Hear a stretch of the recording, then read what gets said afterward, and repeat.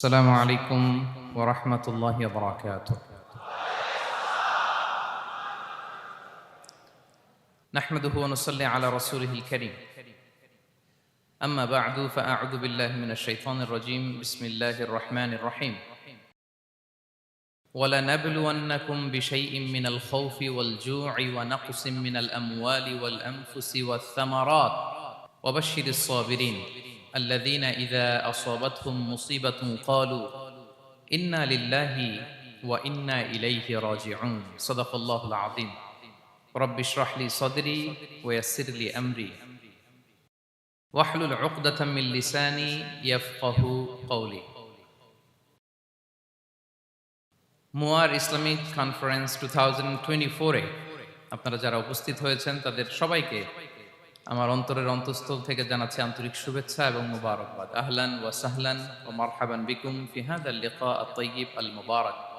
আমরা শুরুতে আল্লাহ রাব্বুল ইজ্জা ওয়াল জালালের দরবারে শুকরিয়া জ্ঞাপন করছি, যিনি আজকে আমাদেরকে এরকম চমৎকার একটি পরিবেশে চমৎকার একটি ইসলামিক কনফারেন্সে উপস্থিত হওয়ার সুযোগ করে দিয়েছেন। আমরা সবাই পড়ছি কালিমাতুশ শুকর, আলহামদুলিল্লাহ।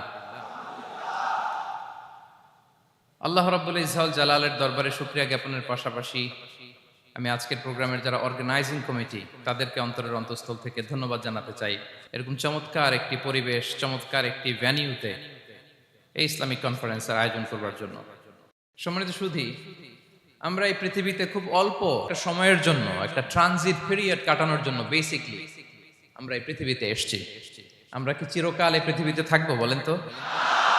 না, একটা ট্রানজিট পিরিয়ডে আমরা এসেছি, আবার চলে যেতে হবে। এই যে আমাদের জীবন, এই জীবনের জন্য বিপদ, আপদ, পরীক্ষা, স্ট্রাগল, এটা অনিবার্য, এটা হবে। বিপদ নাই, কষ্ট নাই, আপদ নাই, অনিশ্চয়তা নাই, স্ট্রাগল নাই, এমন কি কেউ আছে এখানে?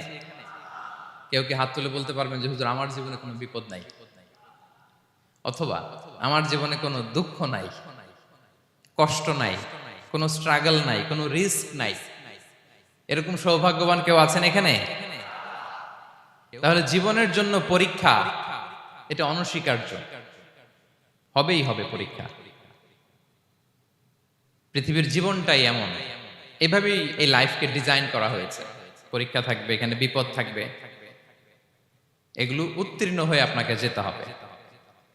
চির সুখ, চির শান্তি এটাই পৃথিবীতে হয় না। চির সুখ এবং চির শান্তির জায়গা হচ্ছে জান্নাত।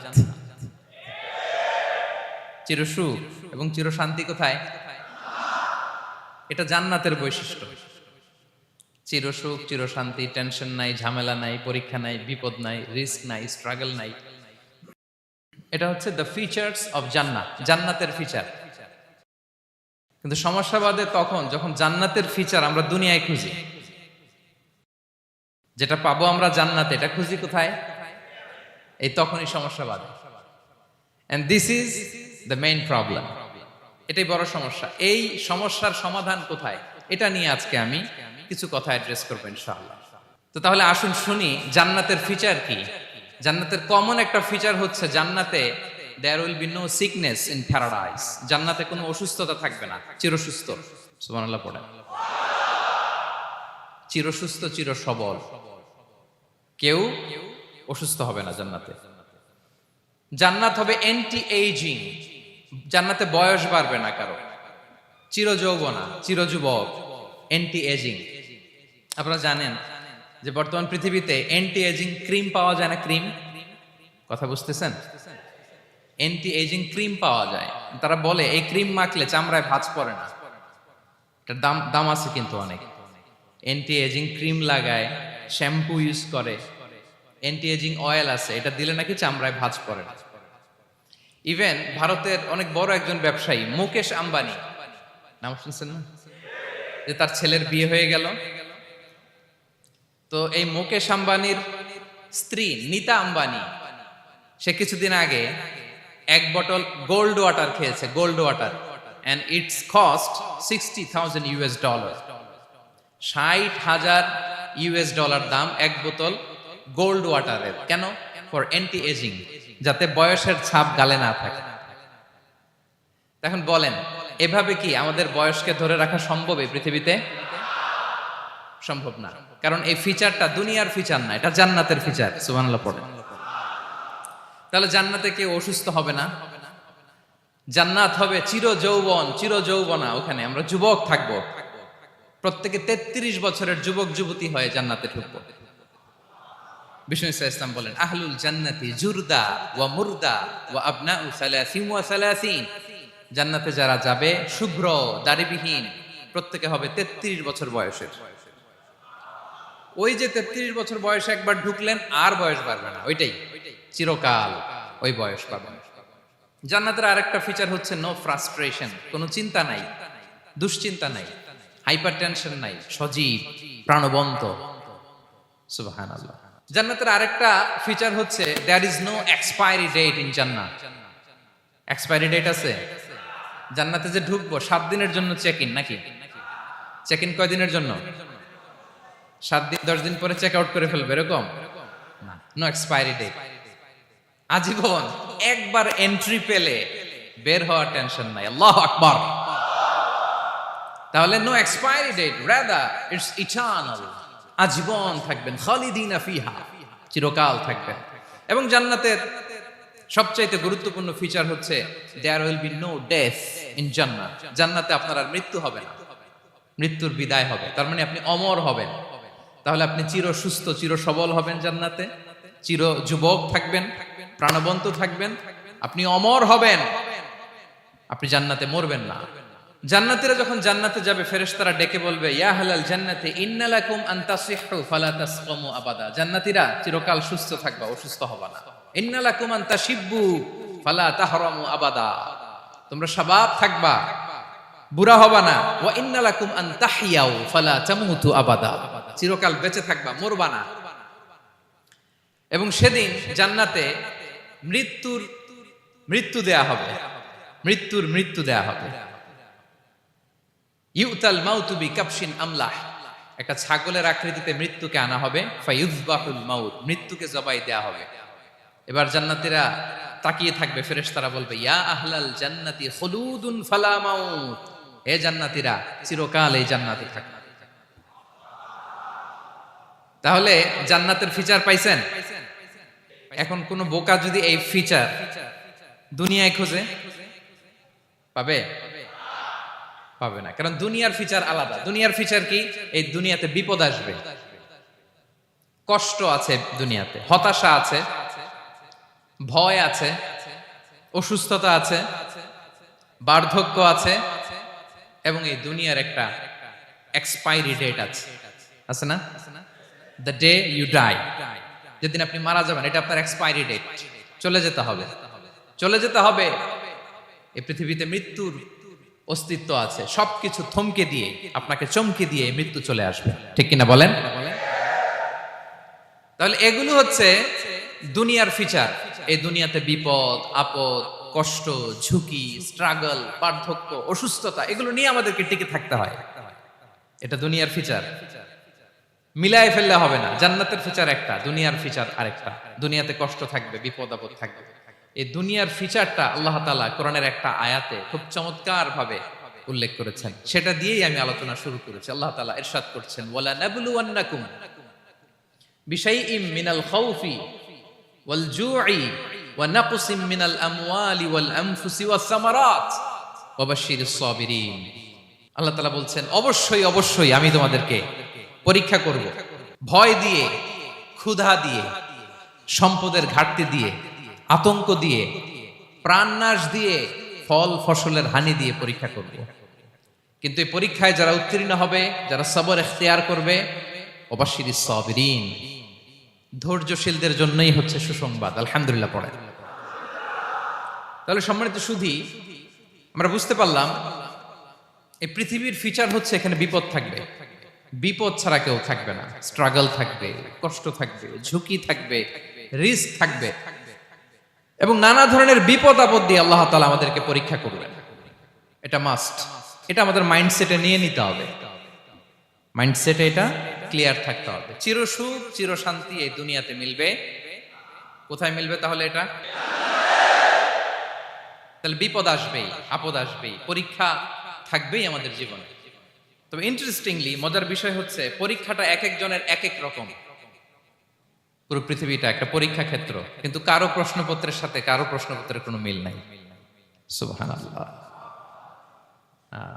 আমার পরীক্ষা একরকম, আপনার পরীক্ষা আরেক রকম, ওই ভাইয়ের পরীক্ষা আরেক রকম, ওনারটা আরেক রকম। সবাই পরীক্ষার্থী, সবাই পরীক্ষার্থী, কিন্তু কারো প্রশ্নপত্রের সাথে কারো প্রশ্নপত্রের কোনো মিল নাই।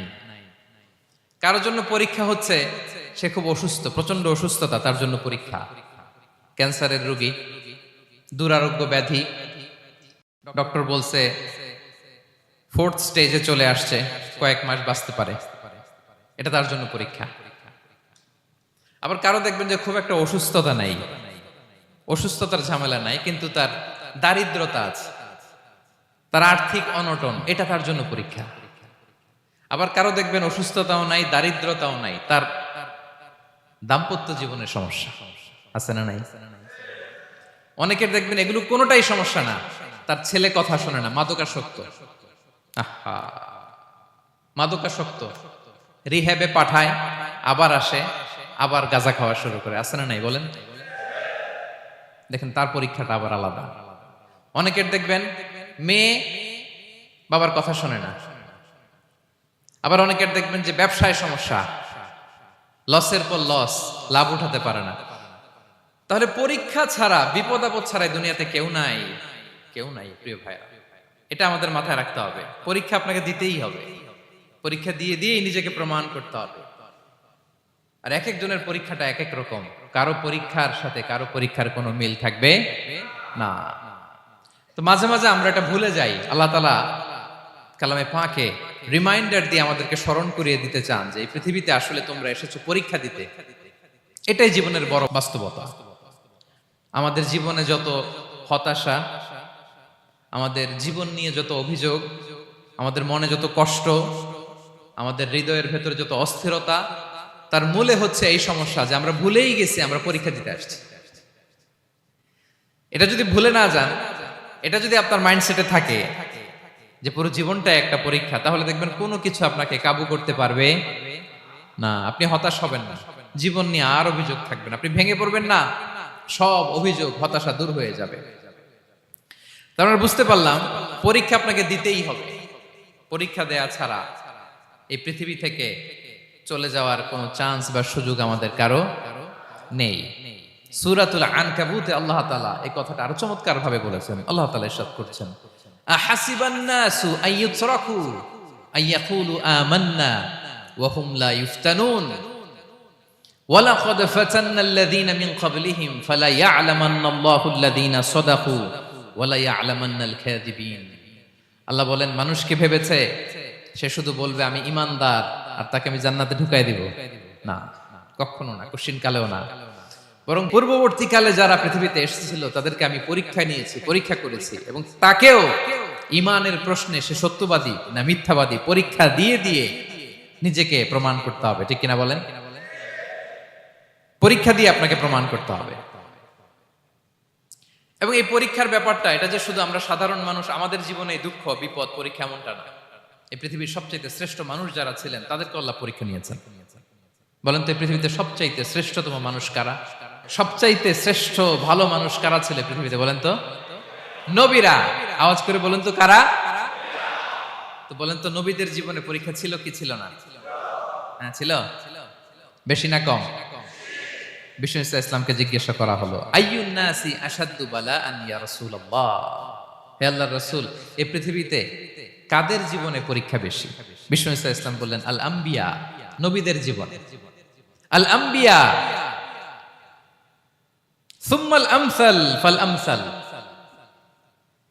সবচাইতে জীবনে পরীক্ষার সম্মুখীন সবচাইতে বেশি হয়েছেন নবীরা। তারপরে নবীদের পরবর্তী অবস্থান যাদের, সিদ্দিকিন যারা, সোহাদা যারা, সলিহিন যারা, আল্লাহওয়ালা যারা, তাদের জীবনে পরীক্ষা বেশি। ইউবতালার রাজুলু আলা হাসাবি দীনি, ব্যক্তির দিনদারি যত বেশি তার জীবনে আল্লাহর পরীক্ষাও তত বেশি। আপনি আল্লাহওয়ালা হবেন, আপনার জীবনে পরীক্ষাও অনেক বেশি।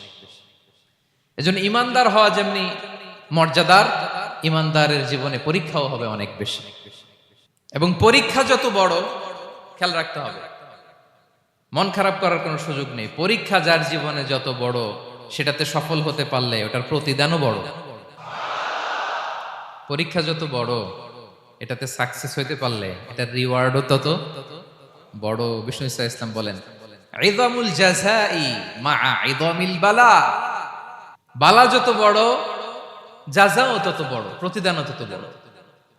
আপনারা নবীদের জীবনে যদি খেয়াল করেন, দেখবেন যেই নবীর জীবনে পরীক্ষা যত বেশি, সেই নবীর জীবনে সফলতাও তত বেশি। সাইয়েদানা ইব্রাহিম আলাইহিস সালামের কথাটা একটু খেয়াল করেন তো, বলেন তো ওনার জীবনে পরীক্ষা কেমন ছিল, বেশি না কম? ওনার জীবনের পরীক্ষা থেকেই তো আমরা এই শব্দটা ব্যবহার করি, আমরা বলি অগ্নি পরীক্ষা। কি বলি? মানে আগুনে নিক্ষেপ করা হয়েছে সাইয়েদানা ইব্রাহিম আলাইহিস সালামকে, তাও স্বাভাবিকভাবে না, উলঙ্গ করে, ন্যাকেট করে ওনাকে অপমানিত করবার জন্য ওনার গায়ের জামা কাপড় খুলে উলঙ্গ অবস্থায় আল্লাহর খলিল সাইয়েদানা ইব্রাহিম আলাইহিস সালামকে অগ্নিকুণ্ডে নিক্ষেপ করা হয়েছিল। এরকম এক্সপেরিয়েন্স এই অডিটোরিয়ামের ভেতরে আমাদের কখনো হয়েছে?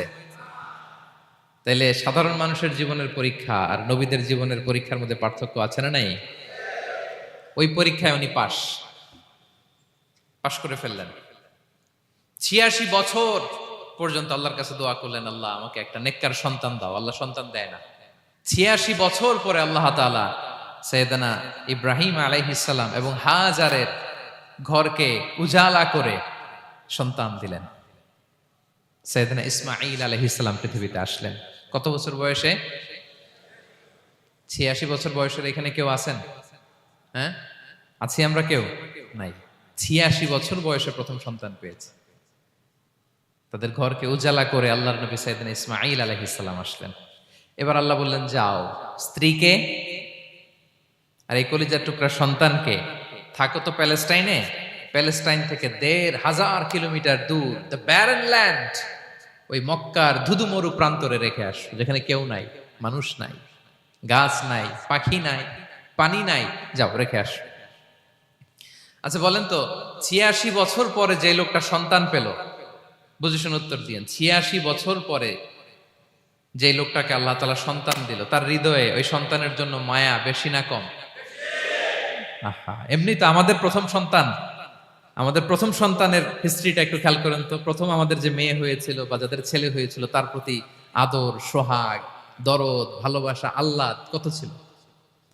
আর ৮৬ বছর বয়স আল্লাহ তাআলা ওনাকে সন্তান দিলেন, দিয়ে বললেন, যাও হাজারকে আর ইসমাঈলকে মক্কার ধুধুমরু প্রান্তরে রেখে আস। আল্লাহ তাআলা বলতে দেরি, চলে যেতে দেরি নাই, মুহূর্তে উনি রওনা হয়ে গেলেন। সুবহানাল্লাহ পড়বেন না? রেখে আসলেন মক্কার ধুধুমরু প্রান্তরে। এবার আল্লাহ বললেন, যাও রিটার্ন ব্যাক টু প্যালেস্টাইন, প্যালেস্টাইনে চলে যাও। চলে গেলেন, হৃদয়টা ভেঙে খান খান।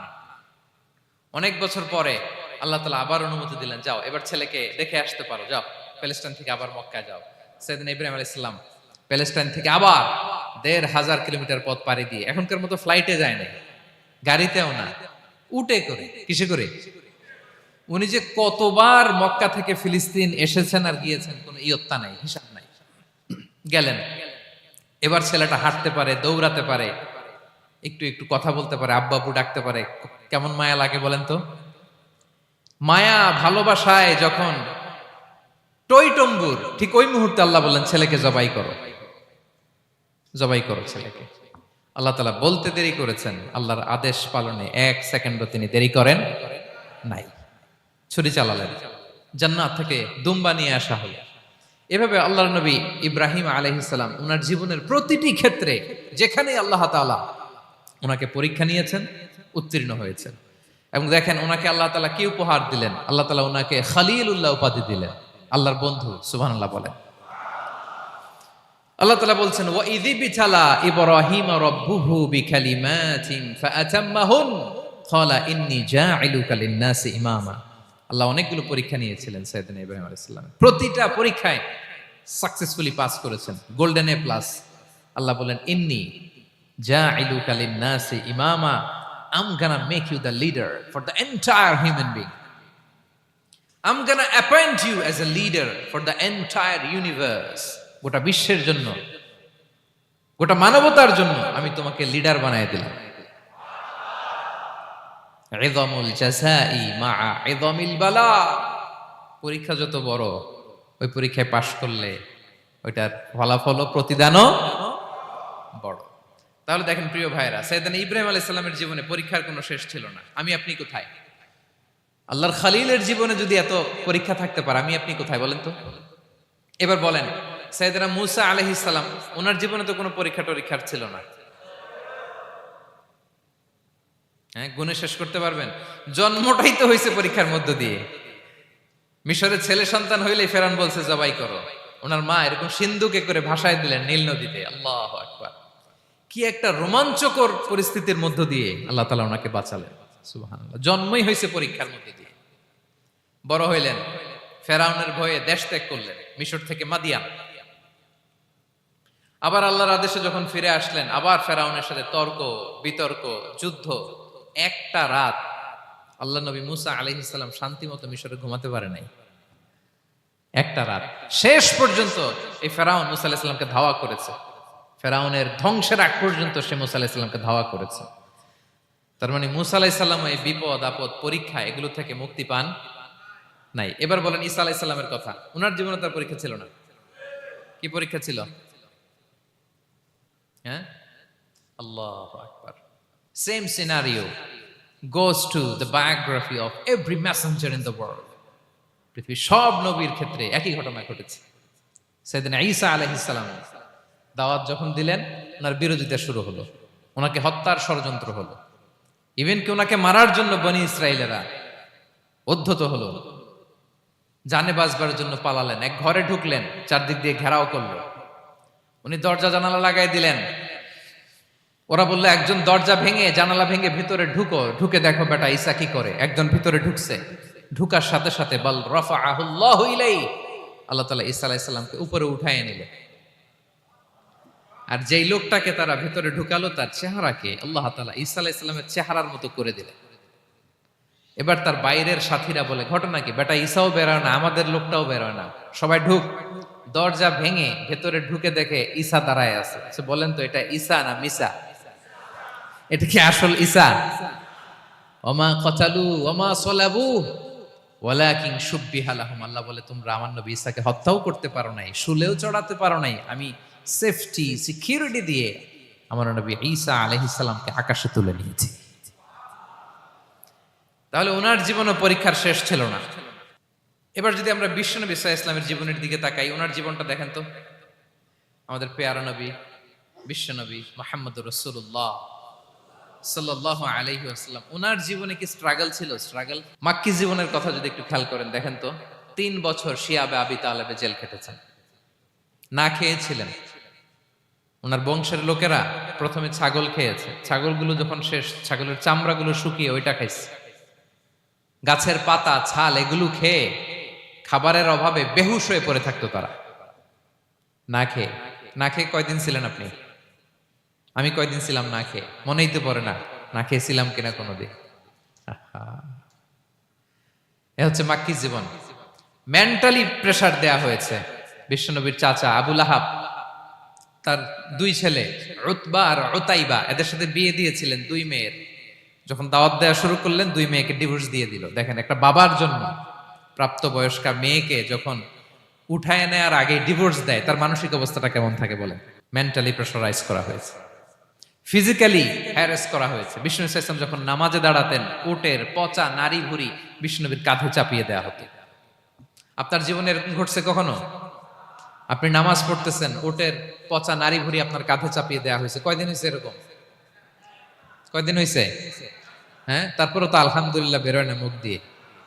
কেমন আছেন হুজুর কোয়েন না, বেশি একটা সুবিধার না, তাই না? বেশি একটা একটু মিলাবেন। কতটুকু পরীক্ষা আমরা দিয়েছি। তায়েফে গেলেন বিশ্বনবী, তায়েফে গেছিলেন জমির বায়না দিতে, তাই না? জমি কিনবে তায়েফে। তায়েফবাসীদেরকে জাহান্নামের আগুন থেকে বাঁচাতে গিয়েছিলেন, নিজের জন্য না। সেখানে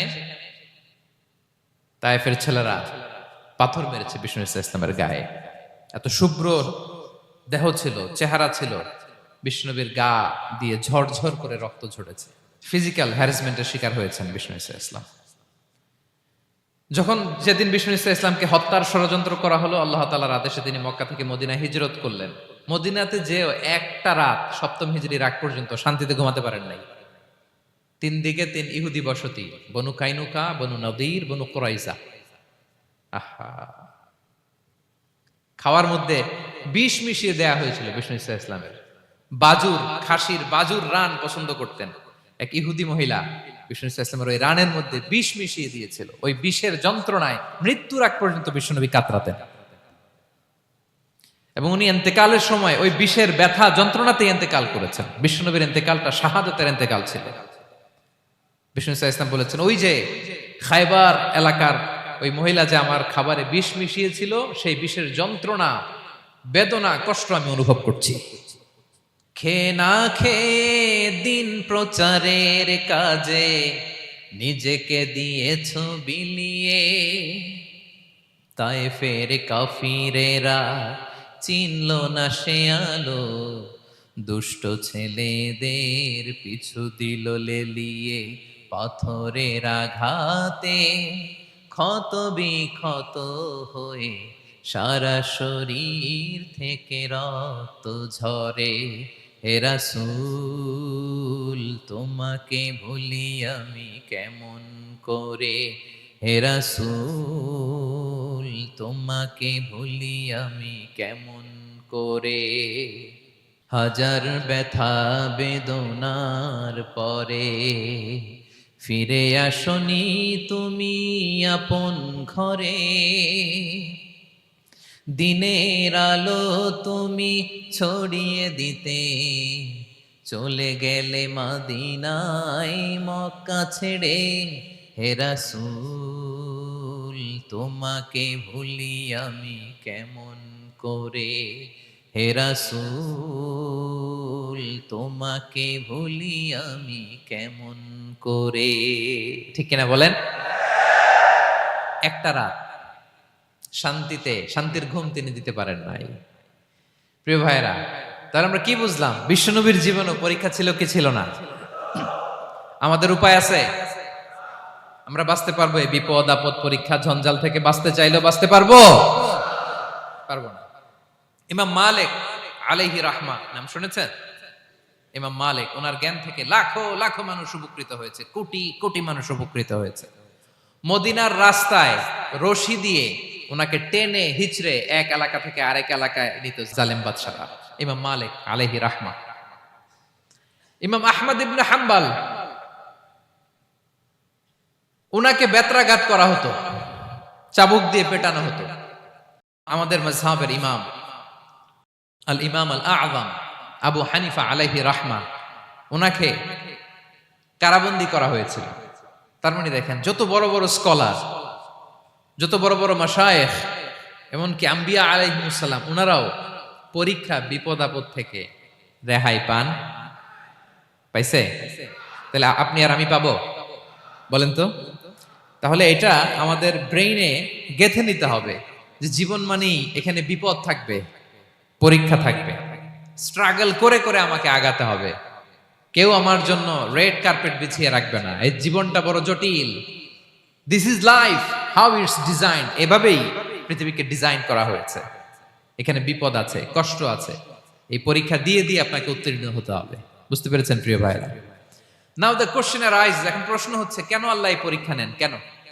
আল্লাহ তাআলা সূরা মুলকে বলেছেন, এই পৃথিবী সাজানোর, এই জীবন মৃত্যুর এই খেলা, এটার উদ্দেশ্যটাকে আল্লাহ তাআলা স্পষ্ট করে বলেছেন। আল্লাযী খালাকাল মাউতা ওয়াল হায়াতা লিয়াবলুয়াকুম আইয়ুকুম আহসানু আমালা।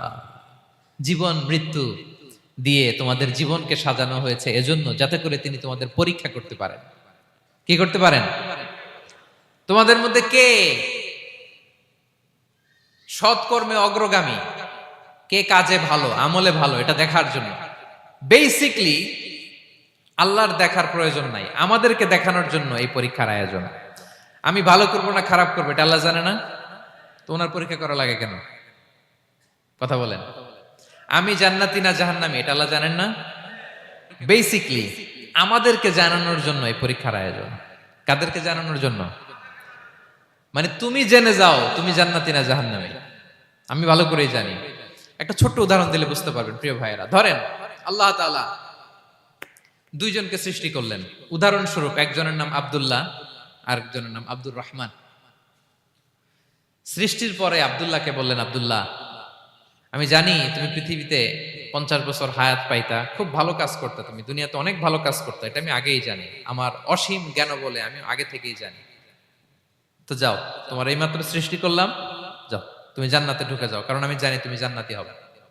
আচ্ছা, আর আব্দুর রহমান, তুমি পৃথিবীতে খুব খারাপ কাজ করতে, এটা আমি জানতাম, তোমারে পাঠাইলে খারাপ কাজ করবা, তুমি সীমা লঙ্ঘন করবা, অন্যায় করবা, অপরাধ করবা, তুমি জাহান্নামী হবা, যাও। যেহেতু আমি জানি পরীক্ষার আর দরকার নেই, তোমারে জাহান্নাম দিয়ে দিলাম, যাও ঢুকে যাও। আব্দুল্লাহ ঠিকই জান্নাতে ঢুকে যাবে, আব্দুর রহমান কি ঢুকবে? ঢুকবে। সে বলবে, আল্লাহ এইমাত্র আমারে বানাইলেন, এইমাত্র আপনি আমাকে সৃষ্টি করলেন, সৃষ্টি করেই বলতেছেন তুমি জাহান্নামে যাও, আর বলতেছেন আমি জানি দুনিয়াতে পাঠালে তুমি খারাপ কাজ করবা, তুমি জাহান্নামী হবা, পাঠানোর আর কি দরকার, আগে থেকে জাহান্নামে যাও। আল্লাহ আপনি জানলে জানতে পারেন, আমি তো জানি না। ঠিক কিনা বলেন? সে বলবে, না আল্লাহ আপনি ভুল বলতেছেন, এই দুনিয়াতে পাঠাইলে আমি খুব ভালো কাজ করতাম, আমি সীমা লঙ্ঘন করতাম না, নামাজ পড়তাম, রোজা রাখতাম, হজ করতাম, যাকাত দিতাম, সাদাকা করতাম, চ্যারিটি করতাম, জনকল্যাণকর সব ভালো কাজগুলো আল্লাহ আমি করতাম। এজন্য আল্লাহ তাআলা পরীক্ষার আয়োজন করেছেন, যাতে করে তুমি জেনে যাও যে পৃথিবীতে তুমি কি করেছো।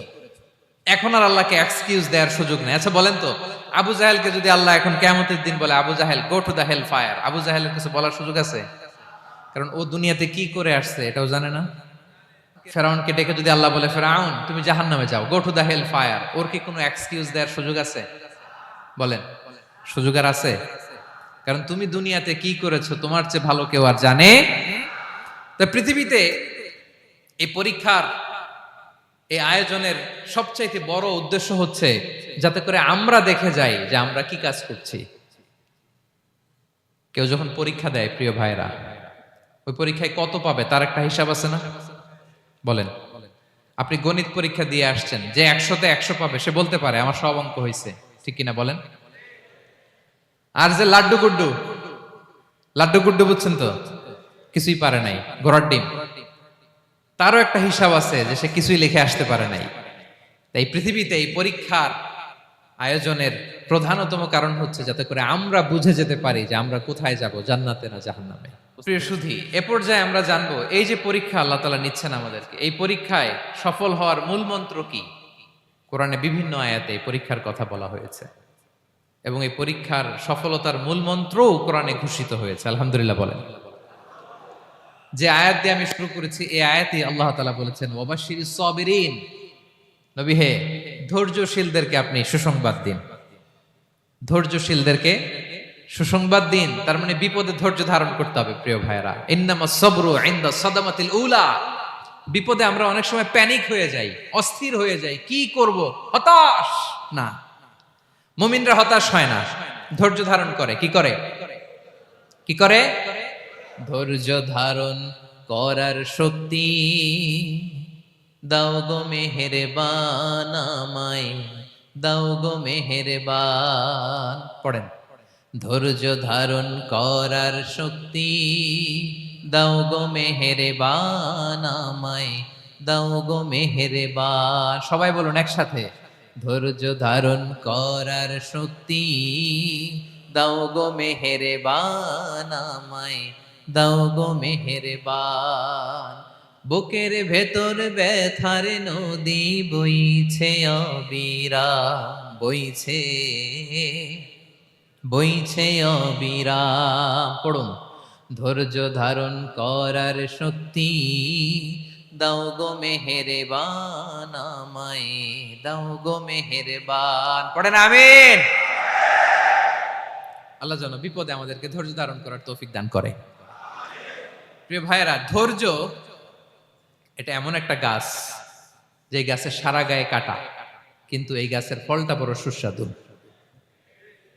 আই রিপিট, আমি আবারও বলছি, ধৈর্য এটা এমন একটা গাছ যে গাছের সারা গায়ে কাটা, কিন্তু ফলটা বড় মিষ্টি, ফলটা বড় সুস্বাদু। সবাই ধৈর্য ধারণ করতে পারে না। বিষ্ণু ইসা ইসলামকে আল্লাহ তাআলা নানা সময় আশ্বস্ত করেছেন, সান্ত্বনা দিয়েছেন, আর ধৈর্যের বাণী শুনিয়েছেন। আল্লাহ বলেন, ফাসবির কামা সবারা উলুল আজমি মিনার রসুল। নবী হে, আপনার আগে দৃঢ় প্রত্যয়ী নবীরা যেরকম ধৈর্য ধারণ করেছে, আপনিও ধৈর্য ধারণ করুন। সূরাতুল মুজাম্মিল আল্লাহ তাআলা বলছেন, ওয়াসবির আলা মা ইয়াকুলুনা ওয়াহজুরহুম হাজরান জামিলা। ওরা যাই বলুক, আপনি ধৈর্য ধারণ করুন, ওদের কথাকে ইগনোর করুন। Just ignore what they are saying to you. যা বলে আপনি জাস্ট ইগনোর করেন। ওরা বিষ্ণু ইসা ইসলামের মনোবলকে ভেঙে দেওয়ার জন্য কখনো বিষ্ণু ইসা ইসলামকে কবি বলে গালি দিত। কবি কি বলতো? শায়ের। কখনো বলতো মজনুন, পাগল। নাউজুবিল্লাহ পড়বেন না? পাগল বলে গালি দিত। মাঝে মাঝে বলতো কাহিন, গণক। মাঝে মাঝে বিষ্ণু ইসা ইসলামকে তারা বলতো আবতার, লেস কাটা। মুহাম্মদ, তোমার ছেলে নাই, তোমার বংশ নির্বংশ হয়ে গেছে, তোমার নাম নেয়ার মতো কেউ নাই। আহা, কপাল পোড়া। গোটা বিশ্বব্যাপী বিষ্ণু ইসা ইসলামের সুনাম সুখ্যাতি ছড়িয়ে দিয়েছে কে? আকাশ বাতাস মাড়িয়ে, সাত আকাশ ছাড়িয়ে আল্লাহর আরশ পর্যন্ত আল্লাহ তাআলা বিষ্ণু নবীর সুনাম সুখ্যাতিকে সৌচ্চ করেছেন। ঠিক কিনা বলেন? ইগনোর করুন। আপনাকে কবি বলে, গণক বলে, আপনাকে পাগল বলে, আপনাকে লেসকাটা বলে, জাস্ট ইগনোর দেন। বর্তমান সময়েও নানা ধরনের ট্যাগ আমাদেরকেও দেয় কি দেয় না বলেন? দেয়। আমাদেরকে কি বলে? মৌলবাদী বলে, বলে বলে ওই যে রাজাকার বলে। রাজাকার রাজাকার খেলার দিন শেষ। মন মতো হইলে মুক্তিযোদ্ধা, মন মতো না হইলে রাজাকার, এই দিন শেষ। ওই দিন আর নাই। এই কার্ড দিয়ে আর খেলার দিন নাই। এগুলো মানুষ আর খায় না এখন, এগুলো গিলে না আর। সাধারণ মানুষ বড্ড সচেতন। দেখেন, কালের বিবর্তনে, সময়ের আবর্তনে একই পরিক্রমা আমাদেরকেও ট্যাগিং করে। আমাদেরকে মৌলবাদী বলে, ব্যাকডেটেড বলে, রাজাকার বলে, জঙ্গি বলে, যুদ্ধাপরাধী বলে। আছে না এরকম? ওয়াসবির আলা মা ইয়াকুলুন, নিজের সাথে মিলায় নেন। যা বলে ধৈর্য ধারণ করো। ওয়াহজুরহুম হাজরান জামিলা, জাস্ট ইগনোর দেন, ভালোভাবে ইগনোর করেন। খালাস, সালাম দিয়ে কেটে পড়েন। তাহলে প্রিয় ভাইরা, এই বিপদ আপদ আমাদের পিছু ছাড়বে না, পিছু ছাড়বে না। নবীদের পিছু ছাড়ে নাই, আমরা কোথায়? আমরা আর কি? বিপদ আমাদেরকে ধৈর্য ধারণ করতে হবে, মনোবল হারাইলে হবে না। দেখেন বিশ্বনবী কিভাবে আপনাদেরকে সান্ত্বনা দেয়। বিশ্বনবী বলেন, আজাবান লি আমরিল মুমিন, মুমিনের ব্যাপারটা বড় আশ্চর্যজনক। ফাইন্না আমরাহু কুল্লাহু লাহু খাইর, মুমিনের জীবনে যা ঘটে সবটাই খাইর, সবটাই কল্যাণ। ইন আসাবাতহু সাররাউ শাকারা ফাকানা খাইরাল্লাহ ওয়া ইন আসাবাতহু দাররাউ সাবারা ফাকানা খাইরাল্লাহ। মুমিনের জীবনে যদি সুখ আসে তাহলে মুমিন শুকরগুজার হয়, এটা তার জন্য ভালো। আর যদি মুমিন জীবনে দুঃখ আসে তাহলে সে সবর ইখতিয়ার করে, এটাও তার জন্য ভালো। সুবহানাল্লাহ। তাহলে দেখেন, আমরা হয় সুখে থাকি নয় দুঃখে থাকি, ঠিক কিনা বলেন? তাহলে সুখের সময় আমরা শুকর করি, কি করি? শুকরগুজার হই। শুকরিয়া করাও একটা ইবাদত, শুকরিয়া করাও কি? আর দুঃখের সময় আমরা সবর করি, সবর করাটাও একটা। তাহলে আমাদের পুরো জীবনটাই ইবাদত, পুরো জীবনটাই। সুখের সময় শুকর আর দুঃখের সময় সবর। আওয়াজ করে বলেন, সুখের সময় শুকর আর দুঃখের সময়। এই দুই ইবাদত মুমিন জীবনে চলমান, কন্টিনিউয়াস, একটা উইন উইন সিচুয়েশন। কি বলেন? উইন উইন হয়ে গেল না? যেই পরিস্থিতিতেই থাকে আমাদের জন্য লাভ। আল্লাহু আকবার। তাহলে প্রিয় ভাইরা, এটাই জীবনের বাস্তবতা। সবর আমাদেরকে ইখতিয়ার করতে হবে, হতাশ হওয়া যাবে না। অনেকে আমরা অল্পতে হতাশ হই। এই যে আমরা ধৈর্য ধারণ করছি, এর ফল পাচ্ছি না। দীর্ঘ 1.5 যুগ, 1.5 দশক ধরে ধৈর্য ধারণ করছেন না আপনারা? এখন মুক্তি, স্বাধীনতা, বিজয় এনে দিয়েছে কে? ধৈর্য ধারণ করুন। ধৈর্যের যে ফলাফল, এটা বড় মিষ্টি। ধৈর্য এমন একটা গাছ, এই গাছের সারা গায়ে কাটা, কিন্তু এর ফলটা বড় সুস্বাদু। এর ফলটা বড় মিষ্টি। ধৈর্য ধারণ করার অভ্যাস করতে হবে প্রিয় ভাইরা। মুমিন হতাশ হয় না, হাল ছেড়ে দেয় না। মুমিন ভরসা রাখে একজনের উপর, তিনি কে? লা তাইআসু মির রাউহিল্লাহ ইন্নাহু লা ইয়াইআসু মির রাউহিল্লাহি ইল্লাল কওমুল কাফিরুন। আল্লাহর রহ থেকে, রহম থেকে নিরাশ হয়ে যাও না। কাফির ছাড়া, অকৃতজ্ঞ ছাড়া কেউ আল্লাহর রহ থেকে, আশা থেকে নিরাশ হয় না। শয়তানের সবচেয়ে বড় মিশন হলো আমাদেরকে হতাশ বানানো। এটা খেয়াল রাখবেন। শয়তানের সবচাইতে বড় মিশন কি? আমাদেরকে হতাশ করে দেয়া। হতাশ বানাইতে পারলে সে সাকসেসফুল, খুশি।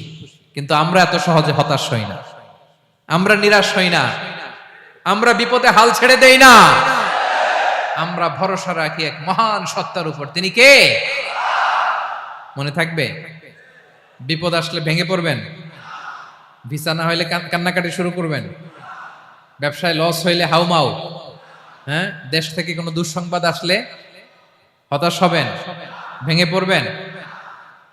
ধৈর্য ধারণ করব আমরা। আওয়াজ করে বলেন, আমরা কি করব? সবর। বিপদ ট্যাকেল দেওয়ার প্রথম স্টেপ হচ্ছে সবর। ধৈর্য ধারণ করতে হবে। অবশ্যই সাবিরিন, ধৈর্যশীলদেরকে সুসংবাদ দাও। বিপদ থেকে বাঁচার দ্বিতীয় স্টেপ হচ্ছে এই বিপদ থেকে উত্তরণের চেষ্টা করতে হবে। কন্টিনিউয়াস প্রচেষ্টা চালিয়ে যেতে হবে। ওয়াল্লাযীনা জাহাদু ফিনা লানাহদিয়ান্নাহুম সুবুলানা। যারা আমার রাস্তায় চেষ্টা করে, প্রচেষ্টা করে, স্ট্রাগল করে, তাদেরকে আমি পথ দেখিয়ে দেই, সুবুল দেখিয়ে দেই, ওয়ে আউট দেখায় দেই, এক্সিট দেখায় দেই। কোথাও আটকাবেন না আপনি, আপনাকে এক্সিট দেখায় দিবে কে? মালয়েশিয়াতে কেলুয়ার বলে না? কেলুয়ার কি বলে চেনেন? কেলুয়ার মানে কি? এক্সিট। এক্সিট পেয়ে যাবেন, আটকাবেন না আপনি জীবনে কোথাও। 3 নাম্বার, আল্লাহর উপর তাওয়াক্কুল করতে হবে বিপদ আসলে। ওমাইয়া তাওয়াক্কাল আলাল্লাহি ফাহুয়া হাসবুহ। আল্লাহর উপর যে তাওয়াক্কুল করে, আল্লাহই তার জন্য যথেষ্ট হয়ে যায়। তাহলে বিপদে প্রিয় ভাইরা আমরা প্যানিক হব না, ধৈর্য ধারণ করব, বিপদ থেকে উত্তরণের সর্বোচ্চ প্রচেষ্টা চালিয়ে যাব, আর ভরসা রাখবো একজনের উপর, তিনি কে? আর বিপদ আসলে এটাকে নেগেটিভলি নেবেন না সব সময়। বিপদ আপদ এটা অনেক পজিটিভ, ভালো জিনিস আমাদের জীবনে বয়ে নিয়ে আসে। শাইখুল ইসলাম ইবনু তাইমিয়া আলাইহি রাহমা, উনি বলতেন, খুব দামি কথা, খুব হেভি ওয়েট কথা, মনোযোগ দিয়ে শুনুন। তিনি বলতেন, যে নেয়ামত তোমাকে আল্লাহ থেকে দূরে সরায়, ওই নেয়ামতের চেয়ে বিপদ ভালো, যে বিপদ তোমাকে আল্লাহর দিকে ধাবিত করে। আই রিপিট, আমি আবারও বলি, যে নাজ নেয়ামত তোমাকে আল্লাহ থেকে দূরে সরিয়ে দেয়, সে নাজ নেয়ামতের চেয়ে ওই বিপদ আপদ ভালো, যেই বিপদ আপদ তোমাকে আল্লাহর কাছে টেনে নেয়। তাহলে বিপদ আপদ আসলে আপনি হতাশ হবেন? আর কখনো দুঃখ করবেন? মোয়ারের ভাইয়েরা, আর মন খারাপ করবেন? আপনি খেয়াল করে দেখেন, বিপদ আসলে আমরা আল্লাহরে ডাকি বেশি। যখন অসুস্থ আপনি খেয়াল করেন তো, আল্লাহ আল্লাহ, তুমি ছাড়া বাঁচানোর কেউ নাই, আল্লাহ আল্লাহ তুমি হেফাজত করো, আল্লাহ তুমি সুস্থ করে দাও।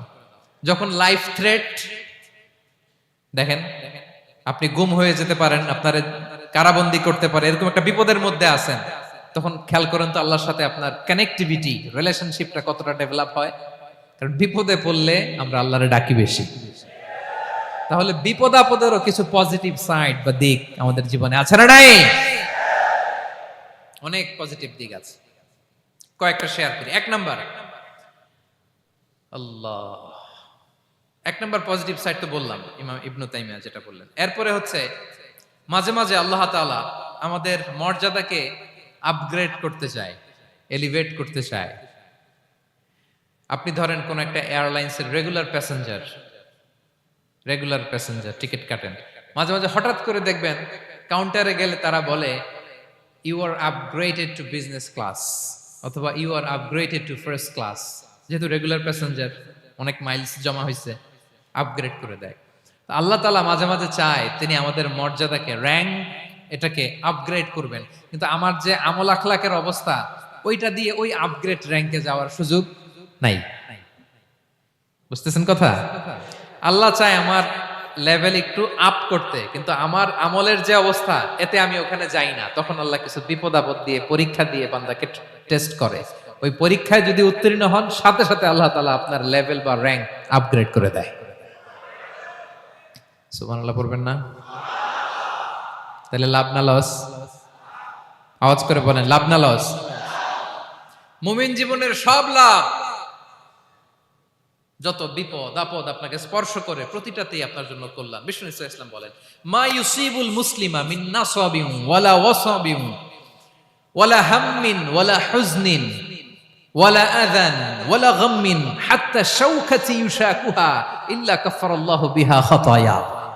আপনার জীবনে যত দুঃখ, যত যন্ত্রণা, যত টেনশন, যত অ্যাংজাইটি, যত ইনজুরি, এমনকি গোলাপ ফুল পাড়তে যে ওখানে যে কাটা বাঁধছে, বড়ই খেতে যে বড়ই গাছে ওঠার পর যে একটা কাটা বিঁধছে আপনার হাতে, এর কারণে আল্লাহ তাআলা আপনার গুনাহ মাফ করে দেয়। সুবহানাল্লাহ। তাহলে বিপদ আপদ দিয়ে আল্লাহ বান্দার মর্যাদাকে আপগ্রেড করে। বিপদ আপদে ফেলে আল্লাহ তাআলা বান্দার পাপ মোচন করে।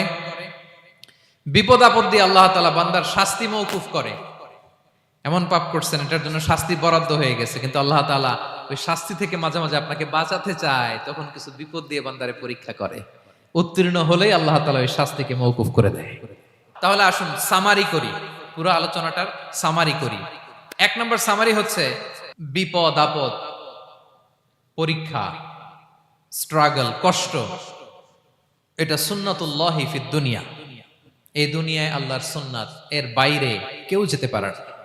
ইভেন নট দ্য মেসেঞ্জার্স, নবীরাও না। আজকের আলোচনায় শুনছেন না নবীদের জীবন দিয়ে কি গেছে, ups and downs, test and trial, নবীরাও না। তাহলে এটা আমাদের মাইন্ডসেটের সাথে সেট আপ করে নিতে হবে যে অতীতে, বর্তমানে, ভবিষ্যতে বিপদ আপদ মুক্ত এই পৃথিবীতে কেউ থাকবে না। পারবেন? হ্যাঁ, এটা মাইন্ডসেটে নিয়ে নিতে হবে যে এটাই জীবন, বিপদ আপদ দিয়ে আল্লাহ পরীক্ষা করবেন। এটাই পৃথিবী। চির সুখ চির শান্তি এই পৃথিবীতে খুঁজলেই পাওয়া যায় না। শুরুতে বলছিলাম না, চির সুখ চির শান্তি। বলেন তো এটা কি দুনিয়ার ফিচার না জান্নাতের ফিচার? জান্নাতের ফিচার দুনিয়ায় খুঁজলে পাওয়া যাবে? যাবে না। তাহলে আজকের আলোচনার এক নাম্বার লেসন হচ্ছে বিপদ আপদ এটা সুন্নাতুল্লাহি ফিদ দুনিয়া। এই দুনিয়া আল্লাহর সুন্নাত, এটা থেকে মুক্তি পাওয়ার কোনো সুযোগ নাই, নবীরাও পায় নাই। দুই নাম্বার লেসন, বাঁচার যেহেতু সুযোগ নাই, we have to face it with passions, intellect and তাওয়াক্কুল। বিপদে অস্থির হওয়া যাবে না, এটাকে ফেস করতে হবে উইথ প্যাশন্স, ধৈর্যের সাথে। বিপদ আমরা মোকাবেলা করব কিসের সাথে? ধৈর্য। প্যানিক হবেন না, অস্থির হবেন না, ধৈর্য ধারণ করবেন। উইথ ইন্টেলেক্ট, আল্লাহর দেয়া আপনার ইন্টেলেক্ট খাটিয়ে এই বিপদ উত্তরণের সর্বান্তকরণের চেষ্টা প্রচেষ্টা আপনার চালায় যেতে হবে।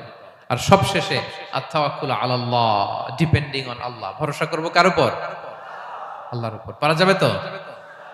আচ্ছা, দুইটা লেসন গেল। তিন নাম্বার লেসন হচ্ছে আমাদের ছেলে মেয়েদেরকে we have to educate our child regarding the test and trial in this দুনিয়া। দুনিয়ার এই বিপদ আপদের ব্যাপারে আমাদের ছেলে মেয়েদেরকে শেখাতে হবে, বুঝাতে হবে। ওরা ছোট মানুষ তো অস্থির হয়ে যায়, আব্বু আমার সাথে কেন এমন হয়, আমারই শুধু পেন্সিল চুরি হয়, আমারই শুধু এটা হয়, আমি পরীক্ষায় খারাপ করি, আমি ব্যথা পাই, আমার এই আমার সেই। ছোট মানুষ তো বুঝে না। ওরা বুঝাইতে হবে যে বাবা, this is the essence of life, এটাই জীবন।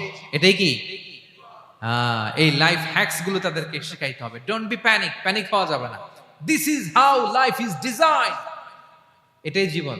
বিপদ আপদ আসবে, এটাকে মেনে নিতে হবে, ছেলে মেয়েদেরকে শিখাইতে হবে, তাহলে তারাও প্যানিক হবে না। পারবেন তো ইনশাআল্লাহ? আচ্ছা, 4 নাম্বার লেসন হচ্ছে যেটা আমরা জানলাম, এই বিপদ আপদ সবসময় আমাদের জন্য খারাপ না। সামটাইমস ইট ব্রিংস খায়ের for us if dealt properly. ঠিকমতো বিপদকে ডিল করতে পারলে এটা আসলে আমার জন্য আখেরে কল্যাণই বয়ে নিয়ে আসে। কি বলেন, তাই না? কল্যাণ বয়ে নিয়ে আসে। সব শেষ কথা হলো আমরা যেন এই বিপদগুলোকে প্রপারলি ডিল করতে পারি, আমরা যেন সবর ইখতিয়ার করতে পারি। আল্লাহর কাছে চাইতে হবে, দোয়া করতে হবে, কারণ তৌফিক দেওয়ার মালিক কে? আল্লাহর কাছে যেন আমরা কায়মনোবাক্যে প্রার্থনা করতে পারি, আল্লাহ এই বিপদকে যেন আমরা ডিল করতে পারি উইথ সাবর, হ্যাঁ, উইথ ইন্টেলেক্ট, উইথ তাওয়াক্কুল। আসল হাতিয়ার হচ্ছে এটা, দোয়া।